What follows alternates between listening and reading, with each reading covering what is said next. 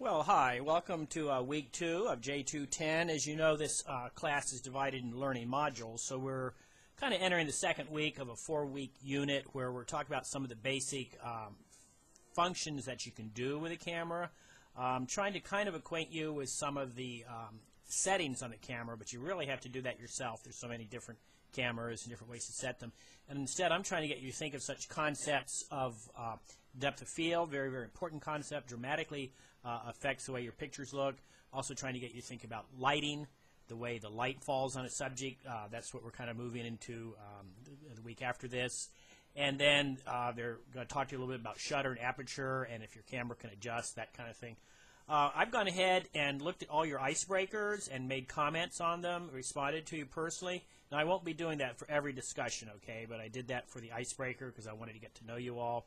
And in some cases, I even returned some pictures to you. I actually took your pictures down, played with them a little bit, which is kind of a Unit 2 project where we start to learn about photography and the World Wide Web and photography and some photo enhancement tools like Picasa.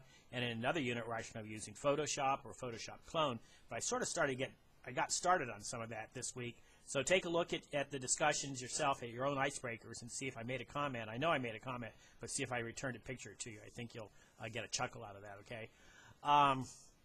I went out my wife and I went camping at Wk2J210 State Park over the weekend. The weather was lovely, and we do a lot of hiking always, and we went for a walk out in the wetlands there, and I took some pictures, and so I put those pictures up in the discussion for this week, the discussion called Depth of Field. That's the one that you need to be doing this week. It's very important that even though this class unfolds as units, that you do the work weekly. You need to get in early, and you need to get in often. So with that in mind, I've already graded your icebreakers. If you got anything less than 100, that means you didn't have enough responses. If you got a 0, it means you just failed to do the icebreaker entirely. If you got a 70, that means that you just did it yourself, but you didn't respond to anybody else. 80, 90, and 100 means that you started responding to other people. To get 100, you needed to have your original post, your own icebreaker, and then you need to read and comment three of your peers. Okay, that's how you got 100. Depth of field is fun. Please look at the pictures I've already posted in the discussion. The down and dirty on depth of field is it means, look at my hands here, okay, and pretend you're looking at the picture sideways.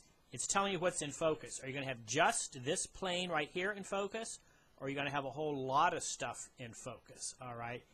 I personally believe that pictures that have a very shallow depth of field, okay, with just the main subject in focus, are often the most interesting. So the pictures I've put up, okay, show you my examples, around the ones I just put up this morning. They're there in the discussion, the one called Depth of Field.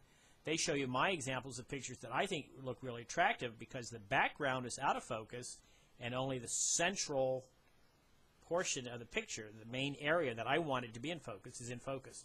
So you have what's called a very shallow depth of field. You have the entire background blurred, which I think creates very, very pretty effects. Now, occasionally, you want everything in focus. So that's called a very large depth of field, when everything's in focus, the foreground and the background. And you do that with a wide-angle lens. You set your camera, the zoom feature, to wide angle. That's how you get the foreground and the background in focus, okay?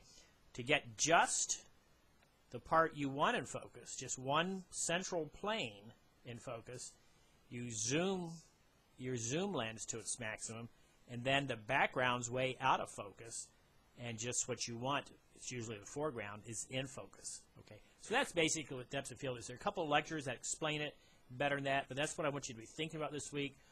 Depth of field. Make sure you get your discussions up there. Make sure you get some pictures up there that illustrate depth of field, that show me that you understand depth of field, and make sure that you look at each other's pictures. So I need to keep this short. If you have any questions, email me. Please get in here early and often and do your work regularly every week. Don't get behind. Thank you.